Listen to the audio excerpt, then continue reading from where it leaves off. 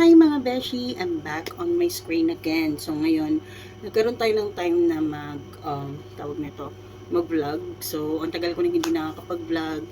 And since meron na akong wifi, so I think it's time to i-activate natin yung ating YouTube channel. So, ginagawa ko to kasi gusto kong magdagdag additional memory sa aking YouTube channel na someday mapapanood ng iba, mga friends ko and families. So, hindi na kasi ako bumabata, guys. Diyos ko, 47 na ako and then running 48 na, malapit na, ilang buwan na lang. And ngayon, while doing my skin routine, so nakapaghilamas na ako, nakapaglagay na ako ng, naglagay ako ng yung Himalayan oil sa face ko. Kasi super dry siya ngayon. Kung hindi nyo tinatanong, kahit di nyo tatanungin, sasabihin ko sa inyo ang update sa aking life ngayon. So, I'm still working here as a call center agent dito sa Clark sa Pampanga. And nandito ako sa aking apartment. So, medyo nakapag-rest ako for 7 days. Not only for 7 days, I think more than 14 days din. Kasi nagkaroon ako ng nagkasakit ako and umatake na naman yung aking asthma bronchitis and slight pneumonia. Pero okay na ako, fit to work na ako. Ang problema lang, nagkaroon ako ng problema sa aking mobility due to obesity. Kasi kung napapansin nyo, sobrang lumaki po talaga ako. As in, tumaba ako ng sobrang, hindi ko alam kung bakit. Sabi ng doktor ko, mayroon daw akong hormonal imbalance. And, ayun, dahil kakaedad na, so kahit anong diet gawin ko, kahit anong, alam mo yun, ang hirap. Ginawa ko ng mag low carb, hindi ako pwedeng mag-exercise kasi nga may problema ako sa tuhod. So ngayon, na-diagnose ako ng meron akong chronic venous insufficiency. So, masakit siya sa paa, sa tuhod. Hindi siya sa tuhod nagsa-start yung sakit eh. Nagsa-start siya sa may binte. So, ultrasound, Doppler ultrasound ba yun? Venous ultrasound siya. Para sa veins sa mga ugat-ugat sa paa. Titignan kung meron siyang tawag nito, pamamaga sa ugat kung bakit masakit siya iapak. So almost ko na to siya nararamdaman, mag 3 months na actually. So hindi ko na siya kinaya. Good thing naman sa work namin, sa company namin, nag-offer sila ng work from home. But since meron kaming policy or mayroon kaming sinusunod na, alam nyo, kahit nasa trabaho kami, parang kami may graded pa rin. Graded kami. So kung hindi ka umabot sa quota ng score na gusto nila, so kailangan namin mag-onsite.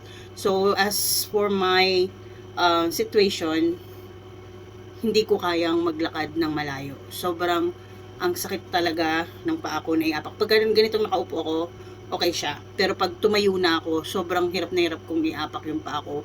So due to na na rin ako na meron akong metabolic syndrome, which is obesity or type 2 DM, dyslipidemia.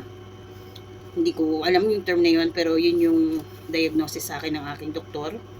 And nagpapacheck up po ako sa dito sa AUF, dito sa Angeles, na as in trusted ko, and yung aking doktora, shoutout kay Dr. Eddie Guzman. Siya po yung aking doktora since nung nag-work ako sa BPO. So, kaya lang naman ako nag-hold on dito sa company na to kasi meron kaming insurance. Kung wala kang insurance, tapos may ganito kang sakit, dahil, nako, butas ang bulsa. How much more kung wala kang katrabaho, wala kang kitang ganon. So, every check-up mo is ang laki. Laboratory pa lang, kinakain ka na. So, yung Doppler ultrasound na ginawa, ang mahal pala nun. And thankful ako sa company namin kasi nag-offer sila ng insurance sa amin, medical insurance, para sa aming mga medical bills or assistance, ganun. Kaya hindi ko mabitaw-bitawan yung trabaho. Although marami namang ibang company, pero sa case ko kasi, mahirap na mag-apply sa ibang company, lalo sa ganitong sitwasyon ko. And according sa ko naman sa aking asthma bronchitis, so nasa akin na yon. Kumbaga nasa katawan ko na talaga siya, and hindi ko na siya, kumbaga pag napapagod ako, especially pag puyat, pagod, na laging natutuyuan ng pawis, especially ako nagbabiyahe araw-araw, yung transportation sobrang ang hirap. Pero 'di ba, kapag pamilyado ka, titiisin mo na lang lahat. Titiisin mo yung pagod, yung biyahe, yung alam mo yon. Pero this time, yung paa ko talaga, maglakad lang ako ng siguro mga 5 minutes na lakad, bumibigay talaga yung paa ko, sobrang sakit. And I tried to explain it to my supervisor, and nagpasa na ako ng medical certificate na in-advise ako ng doktor na ang sabi dito sa aking recommendation, fit to work, class C, employable but inquires work accommodation. So, in the meantime, due to the pain and mobility issue, a work home setup is best suited for the patients like me.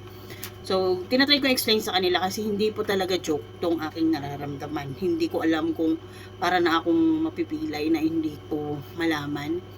So, ngayon, nag-request ako na at least bigyan man lang ako ng pain reliever para at least maibsan man lang yung sakit, yung kirot. As in, masakit siya sa may part ng legs ko. Hindi mo napapakita. Masakit talaga siya iapak. So, and ang mamahal ng gamot daw mamamatay ka sa gamot. Kaya hindi ako pwedeng, dapat long vacation talaga ang advice sa akin. Yung pahinga talaga as in for 1 month, ganyan. Hindi ako pwedeng mag-ganon kasi naman, financial problem. Kung hindi ako magtatrabaho, wala din akong pambibili ng gamot, wala akong pang-assist sa anak ko, lalo ngayon college na. So, ang hirap talaga. So, ayan, ang ganda lang ng pagbabalik ko sa YouTube. Ang pag-vlog ko ulit. Wala lang, kasi minsan, ang hirap ng, wala ka makausap, mag-isa lang ako dito sa apartment. Dati may kasama ako dito, pero umalis na siya kasi ayaw niya magbayad. Ayaw niya ng mga may mga bills na gano'n. So, natural lang naman. Pero wala akong magagawa kung desisyon niya, di ba? So, ayun na nga. So, sabi ko mag-skincare ako, di ba? So, ayun, nakapaglagay na ako ng serum sa mukha. And maglalagay lang ako ng, tawag nito. Eto. Yung retinol na merong dragon blood. Nabili ko siya sa TikTok, sa Black App. So, nilalagay ko lang to siya kasi ang ganda niya sa face, guys. Ayun o. Diba? I-blend lang natin. So, yun na, mabalik tayo sa kwento ko. Ayun, so may time na natatakot na din ako. Kasi ngayon parang nakakaramdam ako ng sa totoo lang guys, nilalagnat ako pag sobrang sakit ng paa ko. And ang isa lang sa kinakatakutan ko is, kasi di ba ngayon uso ang cardiac arrest. Sa taba ko na to, maraming sabi na, baka ma-cardiac arrest ka, Diyos ko, sa back ko Ako wala, okay na ako, ready naman na ako, kaso lang, huwag muna ngayon. Lord, huwag muna. Kasi gusto ko pang makitang makapagtapos sa college yung anak ko, makapagtrabaho. And matikman man lang yung blowout niya sa amin pagka nakasahod na siya. Kasi sa totoo lang guys, di ko alam kung dapat ko bang sabihin to. Sana, swerte ako dito sa bunso ko. Para kasing sinumpa yung buhay ko. Kasi nung dati kasi guys, nag-away kasi kami ng lola ko, which is yung aking grandmother na yun, sumakaibilang buhay na. Pero okay naman na kami bago siya namatay. Kaso lang, meron kasi siyang binitawang salita noon na nung naglayas ako sa amin dahil gusto ko talagang makapag-aral. Gusto ko mag-college, gusto ko ganun. Tumakas ako, nagalit siya sa akin. Tapos inumpa niya ako kahit anong hirap, anong pagsisikap mo, gagapang ka sa lupa. Ganun yung sinabi niya. Ang words kasi is powerful. Pag nabitawan na kasi yun at nasabi na sa'yo, ang hirap nung bawiin yun. Sana sa may nakakaalam kung paano basagin yung curse na yun. Kasi sa totoo lang ramdam ko talaga siya. Kahit konting ginawa tapos ayan na naman, balik na naman uli kami sa ganun. Ayan, inaatake na naman ako ng hika ko.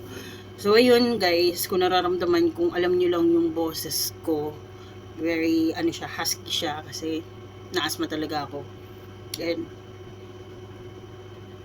nowadays, parang ang hirap-hirap kong makatulog. Nahihirapan akong matulog.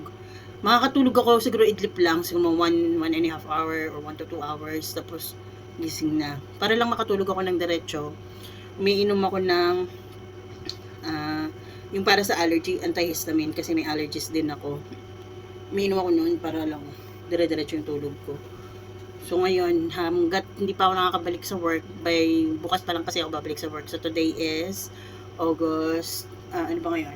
August 10 pa lang ngayon. So August 10, ang balik ko is bukas, August 12, August 11.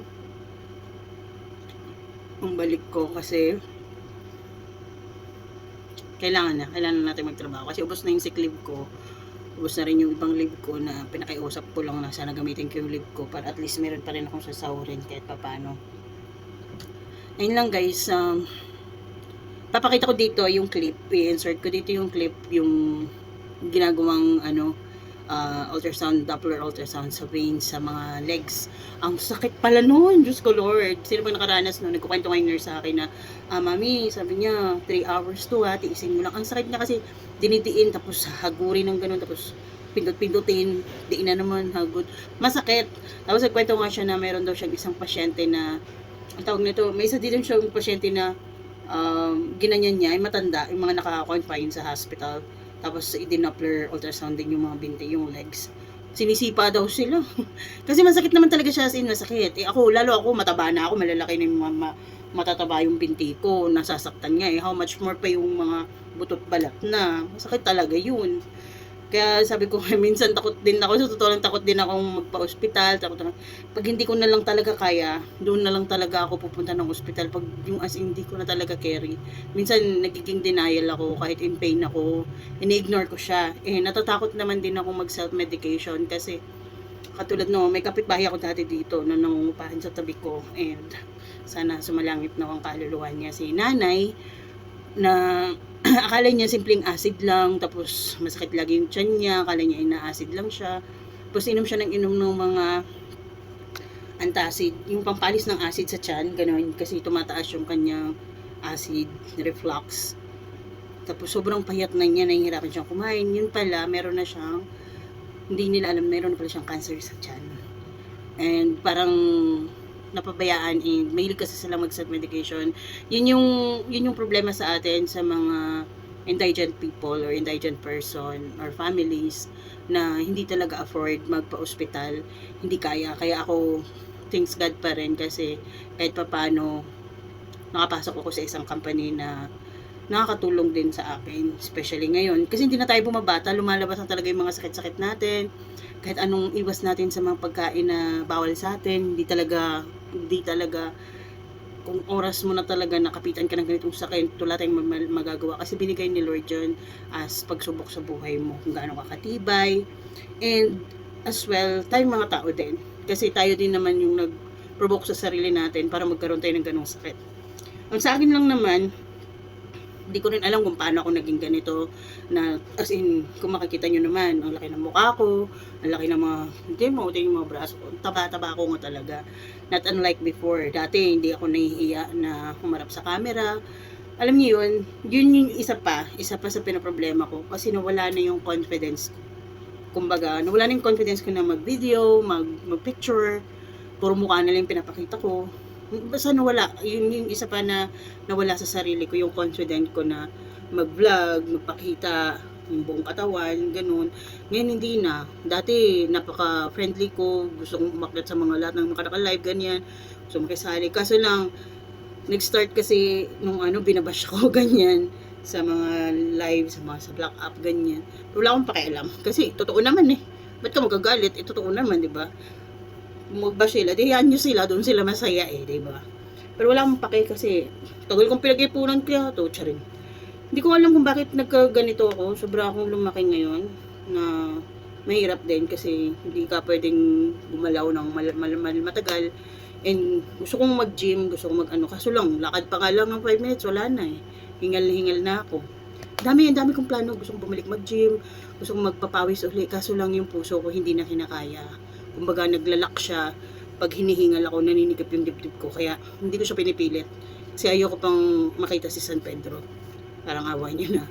Gusto ko pang i-enjoy yung buhay ko dito sa lupa, meron pa akong mga gusto ma-achieve, na at least maiwanan ko man lang sa mga anak ko or sa anak ko, bago man lang ako mawala, diba? Ayoko naman na aalis ka, wala ka nang naiwan, so umalis ka pa, ganyan, diba? Alam mo yun, parang magkakaroon ka ng unfinished business. So gusto ko finish yung business ko dito sa lupa bago ko ibalik isa uli kay Lord yung buhay na pinahiram niya sa akin.